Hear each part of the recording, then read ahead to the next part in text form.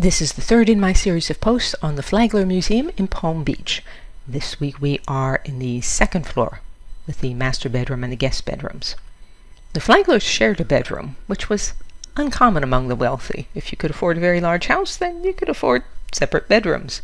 They also shared a bath, but they did have his and hers dressing rooms. The bedroom is decorated in the Louis XV style with silk damask walls, and the furniture is original.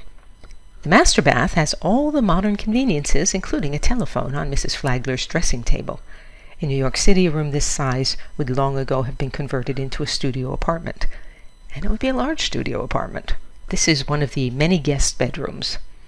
The wallpaper pattern seems rather large and garish to me, but in 1902 it was obviously considered classy. There's lovely detail on the woodwork here and in all the guest rooms. Also, watch the floor, because in this house it's a parquet around the edges, and then there's a slight indent where the rug actually sits down in it, so you can't trip over the edge of the rug, and the rug cannot move. This is the Colonial Room. It's the largest of the guest bedrooms. I really like the color of the silk damask on these walls and that ornament up on the ceiling. Similar ceiling ornaments in 19th century New York brownstones were put around gas fixtures, because then the owner could paint just the ornament when the smoke stained that part of the ceiling. Since the Flagler mansion was wired for electricity when it was built, the medallion is purely decorative. It's an elegant touch in line with the elaborate ceilings on the ground floor. This is the Helios Room. Such a pretty bed frame. I wonder if the border at the ceiling was from a paper roll or was hand stenciled on. I suspect it was hand stenciled, because I can't see a paper edge on the close-up on the left, which means it would have taken, 4 or 5 different stencils to get the different colors. Also, each of the guest bedrooms has its own thermostat, so they can control their own temperature, and Flagler's monogram is on them. This is the Silver Maple Room. Again, I really like the color of the walls on this one. And this is the Yellow Roses Room.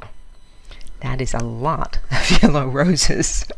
The Flagler's material says that matching wallpaper and fabric were an innovation around 1902, and both paper and the fabric in this room were reproduced from a square of the original wallpaper that was found tucked behind a mirror.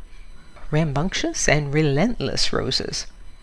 Again, you can see that the floor, the parquet pattern goes up to the edge of the rug, and then the rug is slightly indented so you can't trip over it.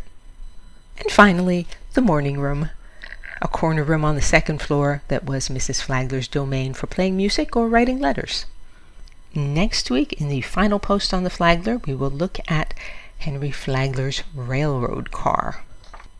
DianeDuranteWriter.com has hundreds of posts on sculpture, painting, architecture, and my many other obsessions. To join the free Sunday Recommendations email list, visit the URL that's on the screen or email me. And you can say "Well done, Diane," or support my work and receive rewards by means of the tip jar on DianeDuranteWriter.com. As always, thank you for listening.